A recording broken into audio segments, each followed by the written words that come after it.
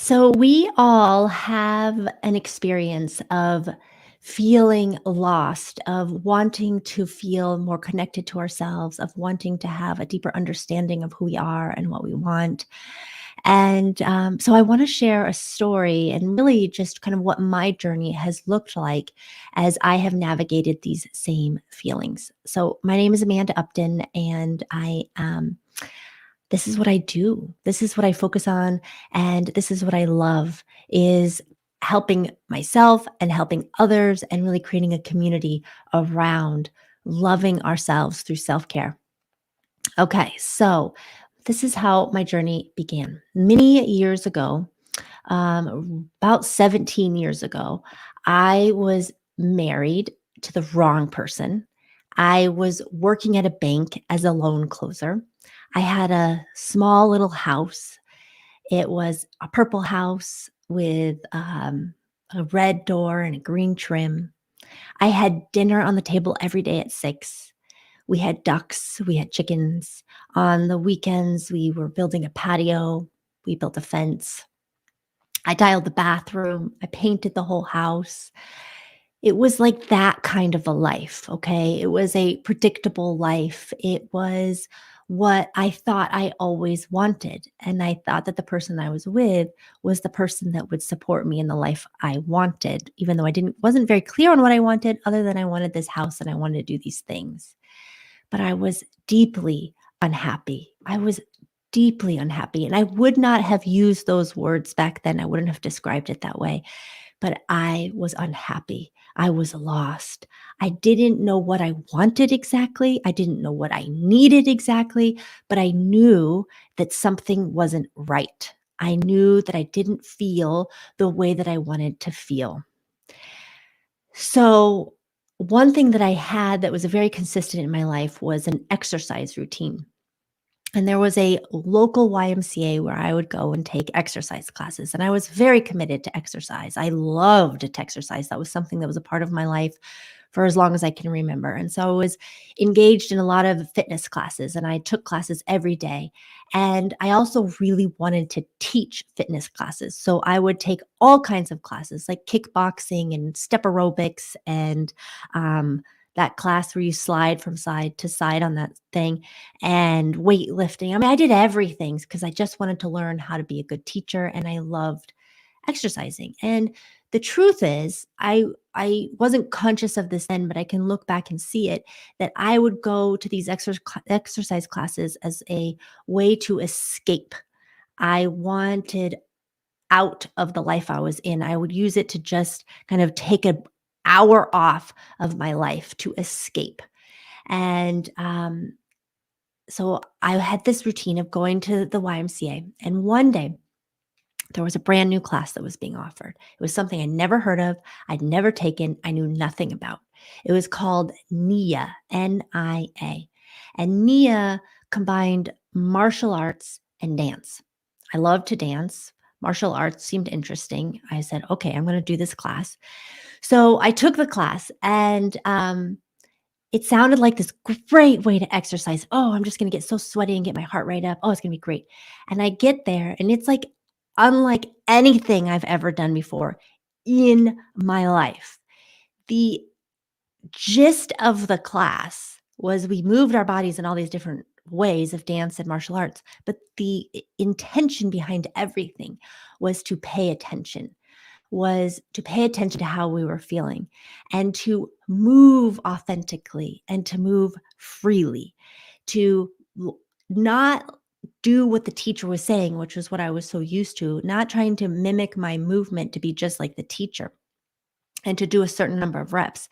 Instead, it was to let the teacher be my guide and be inspired by what the teacher is saying, but to move in a way that was really internally guided, to move in a way that was free and authentic.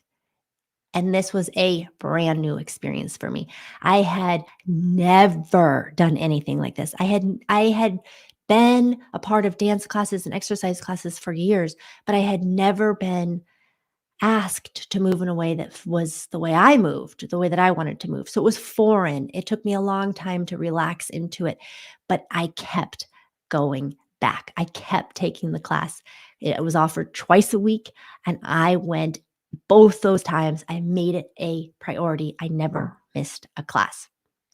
So I had never really expressed myself the way that this class encouraged me to express myself, to move in a way that there wasn't always an instruction around, and it was challenging, but I enjoyed the challenge of thinking about how do I actually want to move, because in my everyday life I was doing what I thought was right. I was doing what was expected of me. I was doing the things that met my husband at that time's approval, my boss, my parents, well, whoever it was. Like I was about getting approval, but I felt really lost in my everyday life.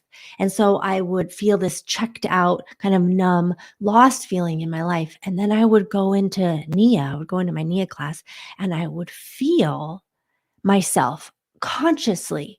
Often for the first time, I would feel my body, I would feel feelings, I would have glimpses into um, what was possible for me. I would have glimpses into potential. I would have into my potential. I would have these moments of like, oh my God, there is something more for me. There is something greater for me than what I'm actually living in. So I would feel very much alive and connected when I was in NIA class. And then I would go back into my life and I would feel lost and I would feel like, oh, who am I? What am I doing? And then I'd go back into NIA and I would feel myself again. And I'd go back into the world. And it was just like this back and forth, back and forth, back and forth. But I never gave up the classes and I stayed with it. And eventually it led me to getting involved in Five Rhythms. And Five Rhythms was a more liberating practice than Nia. There was very little instruction in terms of how to move, specifically how to move your body.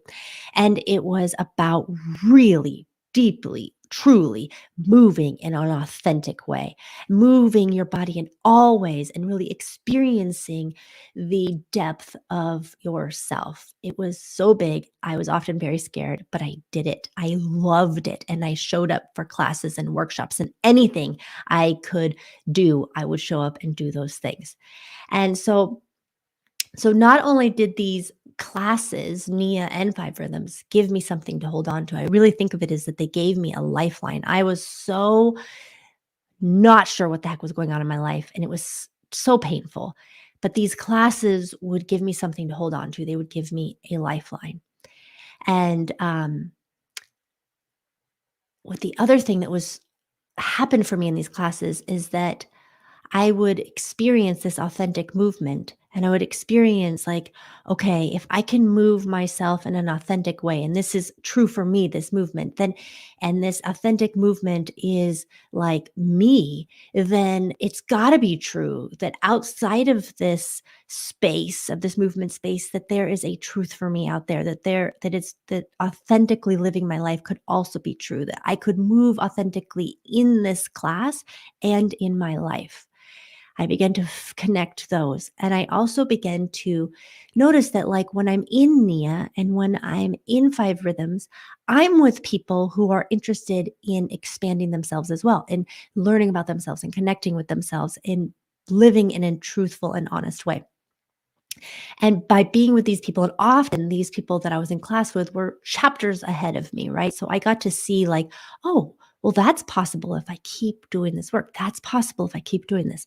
So I was taking these classes and I was seeing these people really living truthfully. And it was so eye opening and it was so inspiring. And I just kept going. And eventually, through these intentional practices, through understanding authentic moving, and through really feeling myself over and over and over again, I made the decision that I'm in the wrong relationship. And I left that relationship. I left the job. I went back to grad school. I got my own place. I started my own business teaching yoga. I moved eventually out of state to begin again somewhere else. And it is through those practices that I began to know what I wanted, what I needed, what was right for me, and the decisions that I had to make to bring all of that into alignment. It was through those practices. It was through those practices alone that I began to feel more connected to myself, that I began to feel authentic in my life. Now, it has been a journey every single day. That was 15 years ago when I made those decisions and I created a new life for myself.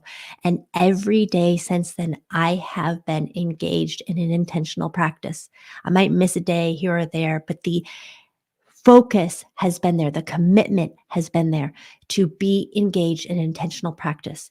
I journal, I meditate, I dance, I practice yoga, I get outside. These things are my lifeline. They have never ceased to be my lifeline. They give me the opportunity to see inside myself, to feel myself, to connect with myself, and to be myself. They have been my lifeline, my guide, and my greatest inspiration, and I rely on them, and I really feel the importance and the magnitude of these practices in my life. And so that is why I have chosen the work that I do of teaching and practicing and guiding others in self-care, because it has made such a difference in my own life. And if any of my story resonates with you, if you too have this feeling of being lost, of feeling a void, of wanting, needing something different, and you're not sure what it is, then I encourage you to find a practice. Do a practice, yoga, journal, meditate, get outside, do something that takes you out of the busyness and distractions of life and brings you into an intentional space. Now, I would love nothing more to support you with this. So join my group, the Self Care Club, so that the Soul Care Club. I changed the name. It's the Soul Care Club. The link is below. And here we can have a conversation and we can really join forces around really supporting ourselves and learning from ourselves and really connecting with ourselves. So thank you for tuning in, and I look forward to seeing you over in the Soul Care Club, and I'll see you again tomorrow.